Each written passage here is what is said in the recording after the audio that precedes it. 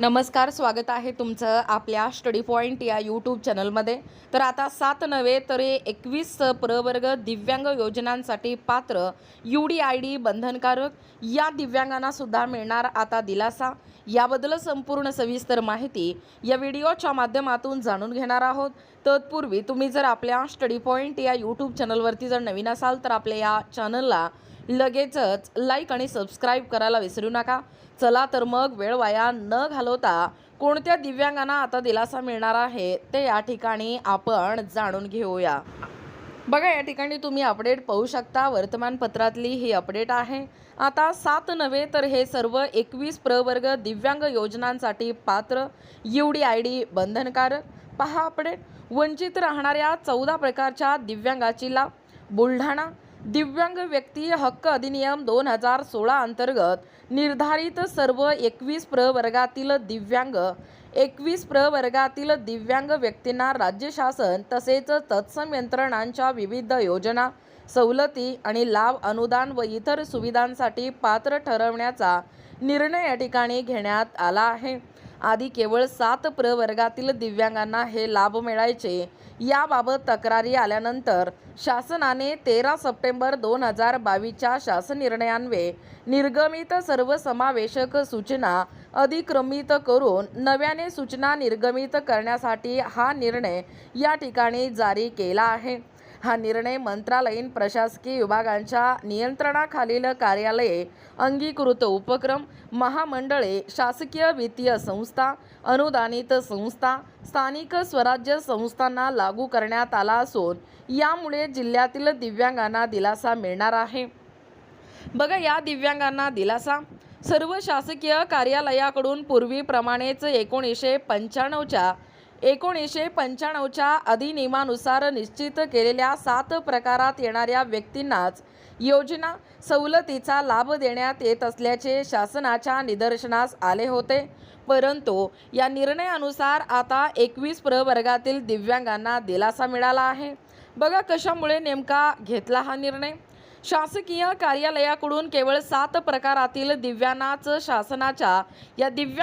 शासनाच्या योजना, सवलतीचा लाभ मिळत होता. तर 21 दिव्यांगत्वाच्या प्रवर्गातील दिव्यांगांना लाभ मिळण्यास अडचणी येत असल्यामुळे हा निर्णय या ठिकाणी घेतला आहे. बघा, या योजनेसाठी पात्रतेच्या इतर अटी आणि शर्ती नेमक्या कोणत्या आहेत. खरं तर या शासन निर्णयानुसार संबंधित योजना उपक्रमाचा दिव्यांग व्यक्ती म्हणून लाभ घेण्यासाठी संबंधित व्यक्तीचे दिव्यांगत्व, आरोग्य विभागाने वेळोवेळी निर्गमित केलेल्या UDIDसाठी सक्षम वैद्यकीय मंडळाने अथवा अपीलीय प्राधिकरणाने विहित प्रमाणपत्राद्वारे प्रमाणित करणे आवश्यक राहणार आहे. तसेच कायमस्वरूपी दिव्यांगत्व प्रमाणपत्र धारकांनाच शासनाच्या योजनांचे लाभ मिळू शकणार आहेत. बघा, वैश्विक दिव्यांग ओळखपत्र आता बंधनकारक. या निर्णयानुसार लक्षणीय स्वरूपाचे दिव्यांगत्व धारण करणाऱ्या आणि संबंधित व्यक्तीचे दिव्यांगत्व प्रमाण 40% किंवा जास्त आहे असे देखील प्राधिकरणाने प्रमाणित केलेल्या दिव्यांगाचे वैश्विक ओळखपत्र म्हणजे UDID असलेल्या व्यक्तींनाच या तरतुदी या ठिकाणी लागू राहणार आहेत. बघा, कोणकोणत्या प्रवर्गाच्या दिव्यांगत्वाचा समावेश. अस्थिव्यंग. या अस्थिव्यंग कुष्ठरोग निवारित या ठिकाणी पाहू शकता. मुक्त मेंदूचा पक्षाघात, शारीरिक वाढ खुंटणे, स्नायूची विकृती, आम्ल हल्ला पीडित, पूर्णतः अंध, अंशतः अंध किंवा कर्णबधीर, ऐकू कमी येणे, वाचव व भाषा दोष, बौद्धिक अक्षम, विशिष्ट अध्ययन अक्षम, स्वमग्न, मानसिक वर्तन आणि मानसिक आजार, हातापायातील स्नायू कमजोर व शिथिल होणे, कंपवात, रक्तस्राव, रक्ताची कमतरता आणि रक्तातील हिमोग्लोबिनचे प्रमाण कमी होणे, मज्जासंस्थेचे तीव्र आजार, बहुविकलांग अशा 21 प्रकारातील सर्व दिव्यांग व्यक्तींना ग्राह्य व पात्र धरण्यात आले आहे. बघा, सवलती, लाभ आणि अनुदान, इतर सुविधांसाठी पात्र. शासनाच्या या निर्णयानुसार योजना, उपक्रम, सवलती, अनुदान व इतर तत्सम फायदे याचा लाभ घेण्यासाठी 21 प्रकारातील दिव्यांगांना पात्र ठरवण्याबाबत शासनाचे या ठिकाणी निर्देश आहेत.